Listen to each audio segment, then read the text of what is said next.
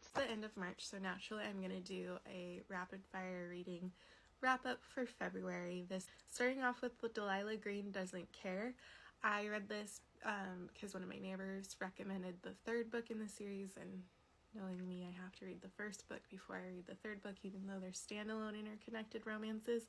And it was My biggest complaint was the number of times the phrase "the other woman" was used. It was used at least 14 times before the halfway point, and it's not used in the context that you're thinking it was used in. So this one's a solid maybe for me. The Reason I Married Him by Megan Quinn is next. This is a pass. This is a no. It dragged on. I haven't been loving her Almond Bay series, even though I love small town romances. Next is Bride by Ali Hazelwood. This is a yes. If you like paranormal romances. Game by Meg Schaefer. Meg Schaefer wrote a book for those of us who grew up reading Harry Potter and Charlie and the Chocolate Factory and just wishing we could transport ourselves into this magical world that was created by an author that we loved, and getting to live that reality as an adult.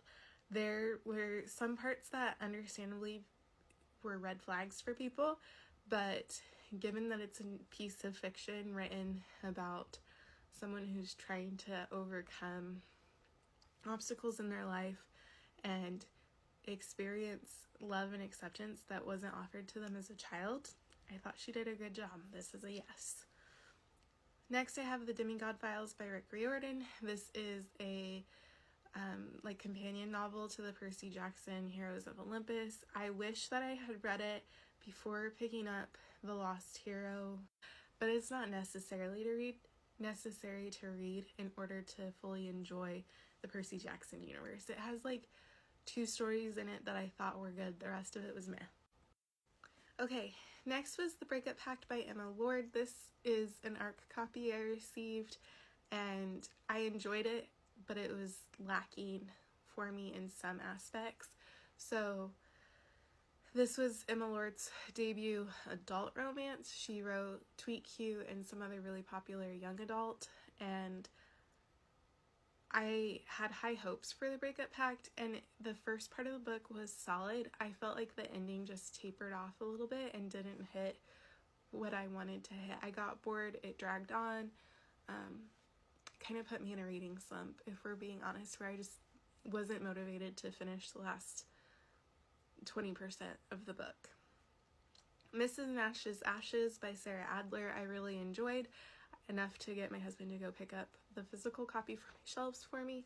I listened to this. There were some really funny parts. I thought Sarah Adler did a fantastic job of interweaving these 2 love stories, one that happened decades ago and then the one that's unfolding now. I will read that book again. And then the last book I read in February is Priest. This was recommended to me by a neighbor, and it was meh. There were some parts that were okay. There were some parts that I just didn't enjoy or no.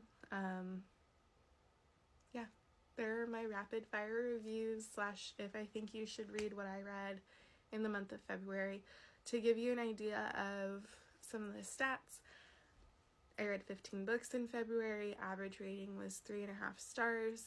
That's about 2,780 pages read, or 38.68 hours listened on audiobooks. I don't listen to them at one-time speed, so I didn't really spend 38 hours listening to some of these books. I read 8 printed, 4 ebooks, and 3 audiobooks. My favorite book of the month was Bride.